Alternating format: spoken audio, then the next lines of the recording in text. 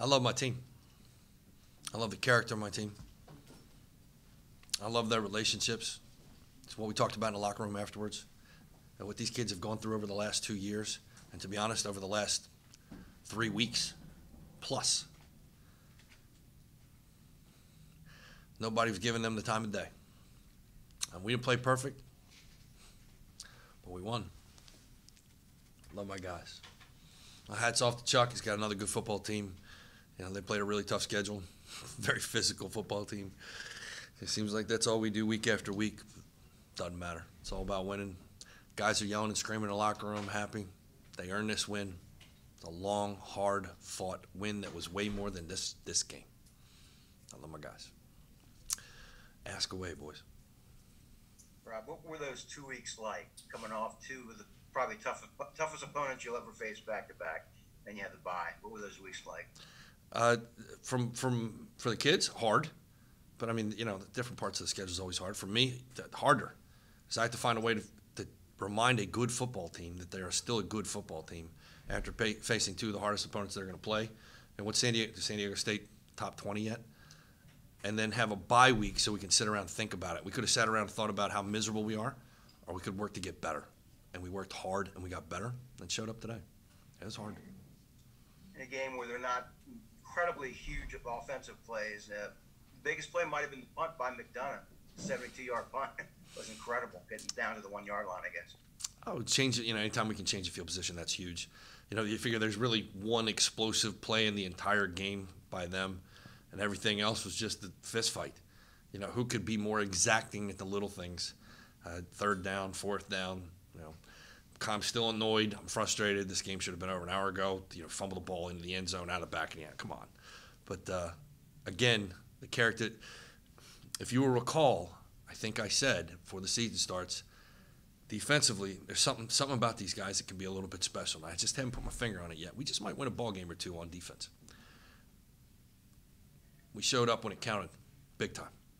And as I said in my post-game interview, I don't know where he's living anymore right now, but Ryan Dallaire is a very happy man. Yeah, talk about that defense, because you had a couple new pieces to the puzzle today. Lou Moore hadn't played since Morgan State. Then you had Daniel Raymond play a little bit. Steve played a lot. And Akambi, a couple guys really haven't played much this year. Haven't. We've been, banged up here and there, little pieces here and there. And we talked about at the beginning of the season, you never know when you're going to be the guy who gets called upon. You never know when you're going to be Connor Frazier, when it's going to be your time. And you just keep working hard no matter whether you're injured, whether you're not injured, whatever it is, you just keep working hard. And when your number's called, as long as you're prepared like a starter, you're going to be ready. And those guys have worked really hard on their rehab, really, really hard since the Morgan game. And they didn't want to wait another week to play. And they both contributed greatly today. You say this was Chris's best game. He should have had 3 touchdowns today. I don't know. Is it his best game? I don't know. I can tell you he was better this week than he was the week before. And he was better the week before than he was the week before that. And that's all I can ask of any player, is that week to week to week they keep getting better. And it's not like he grew up in this program and, he's not Tom. For whatever Tom didn't know, Tom would just take off running. And that's not Chris. And he has diligently worked at being our quarterback the way we need him to be.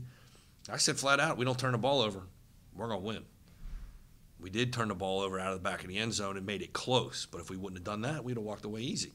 That's a great job by him leading. It's a great job by him getting better week to week. And he sets the example for everybody else. And then your senior at the end, Sam makes the biggest play to save the game. Love it. To be honest, I know Fields pretty well. We recruited him. We decided not to take him, but he's a great, great football player. He's had a great career at Stony. That play was coming. At some point, I kind of felt bad. Like, I didn't want to stand back there as quarterback. I knew what was coming. Those guys were going to give their best 6 seconds no matter what. Like, they didn't care. They didn't care. And I don't want those guys hitting me either.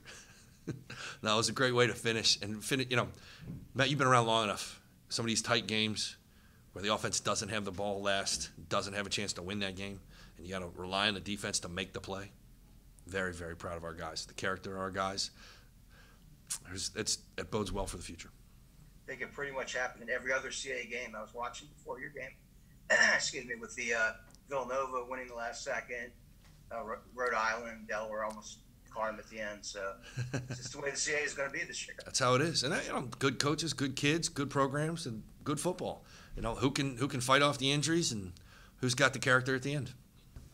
Oh, defense came to play today. Defense came to play. We knew this game meant a lot for the program as far as the conference play. The last 2 weeks we really practiced hard. We had like 3 days of tackling circuit, turnover drills. We just knew our defense had to show up today to go ahead and set the tone for the conference.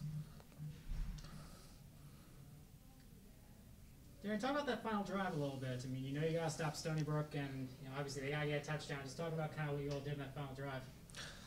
The final drive of the game. Ooh, that was one of the best moments. That was one of the best moments. Something that you really work hard to play for. The game depends on us. We knew our defense is strong. It was just like high emotions. Nobody got scared. Nobody wanted to get subbed out.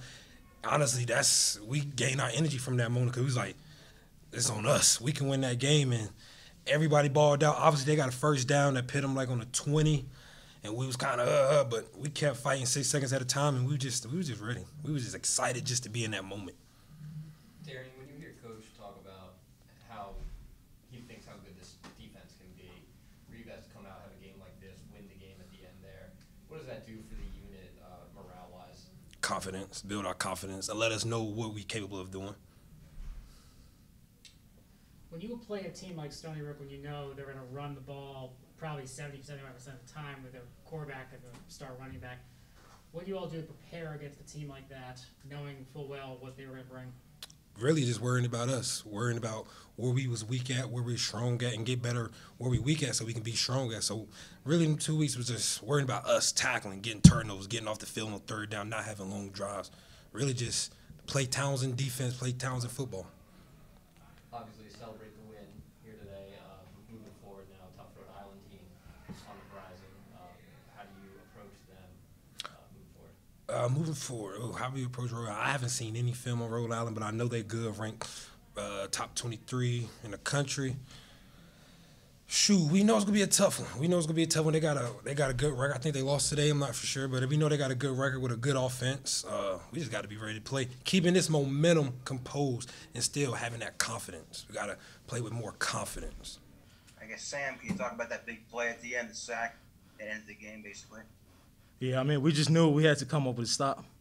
It's been 3 games in a row that we lost, so we knew it was a must-win. So we just had to come up with a stop. What was it like playing that incredible competition for a couple weeks? Then you had a bye. Was it sort of like another summer camp the last couple weeks? Yeah, we just knew we was going to have to keep building every week, keep getting better every week, because the competition just keeps getting better and better. You also have a lot of new guys, a lot of transfers, a lot of freshmen that played today on the defensive side of the ball. Is that still a work in progress in terms of getting the chemistry right?